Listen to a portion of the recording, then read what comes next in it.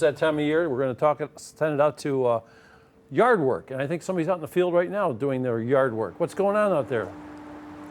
All right, so Dr. Adam Browning is here out in the garden with me from the Cleveland Clinic. Right now we are discussing gardening and making sure that we do it safely and so we don't have any pain involved. Because first of all, thank you for being here. Absolutely. Thanks for being out here in your My pleasure. In your white coat in the garden right now in this heat. But I think people think of gardening as something that can be very therapeutic, very good for you. And Absolutely. so then the last thing we want is to have pain accommodating with that. So Right. so how do we work through some of those things? What would be the first things you would tell people who are out gardening frequently? Well, so the very first thing is recognizing that as it is a therapeutic outlet, right? It's a physical outlet. I want you to think of it like a workout. So Okay. we're going to use usually around 5 minutes or so, do some basic stretches and warm-ups for the movement patterns that you expect to do, right? And it's gonna look different if I'm raking leaves in the fall versus if I'm mowing the lawn or if I'm gardening, weeding, planting, those kinds of things. Each of those is a different biomechanical movement.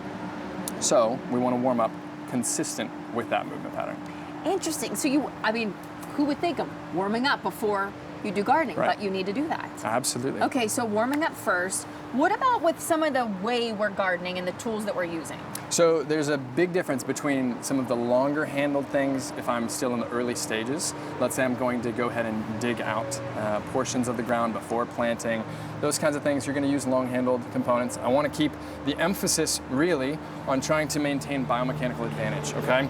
Mechanical advantage is going to be something like with a rake in the fall, we're going to be going out and pulling in. If I'm looking at using a shovel in the garden itself, we're going to try and keep things where we can use our body weight instead of trying to use the muscles of our low back or our shoulders for repetitive movements to create the force, right? Now, this is going to be different compared to some of the shorter handle pieces you might see. So in the store, you might find ones that have the D handle, where I'm here. But if you look at my back, I immediately have to bend, right? Yep. There's a lot more stress and strain here as I go through that motion. And we find that shows up in the patients that show up in our offices. And okay, now you have a knee pad on right now. I do, it's very stylish. Yeah, it looks great. I will say, that's a good knee pad too. Should we be using those when we're kneeling, and what is the best way to be kneeling? Great question. So if I'm looking at the kind of bane of the existence for most gardeners is weeding, right? Weeds come quite often. Many of them are going to sit, but they tend to sit either on their knees with both of them together, or you get one of those nice rolling carts and we sit and we put our feet on either side and we bend forward to do it, right? I'm going to argue that mechanically it's far greater if we go ahead and limit the flexion of this low back. So I'm going to show you what I mean. Okay. If I don't have cart or anything and I just have a pad, you could use a pillow, a towel, you could get a fancy knee pad like this.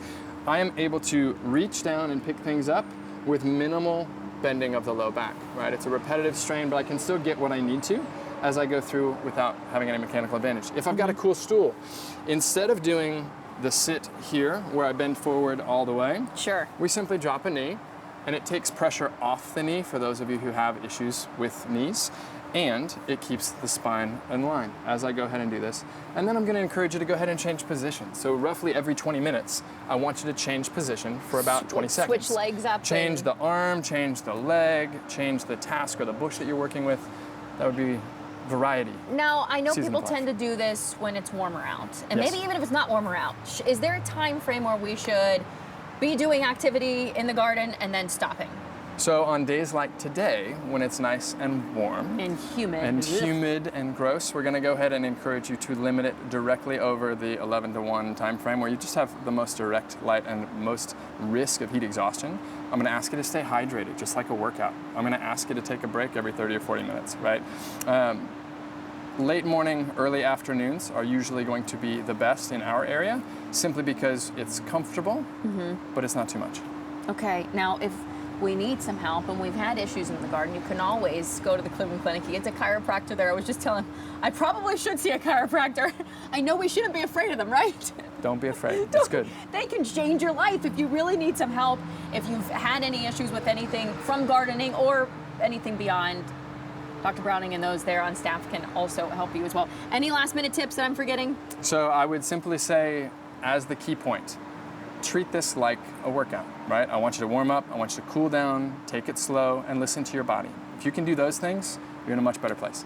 I definitely need to get the knee pads, I'll tell you that right now. I could use them for a lot of reasons. I feel like, when you're out gardening, when you're in the house cleaning, Oh yeah, they're great when for you're on everything. the floor cleaning the floors. Yeah. Save my knees, that's for sure. Thank Beautiful. you so much. My pleasure. I appreciate it. So we're going to continue this conversation inside a little later on in the hour, so make sure you stay tuned because we know a lot of people out there love their gardening this time of year. We'll be right back with more New Day Cleveland.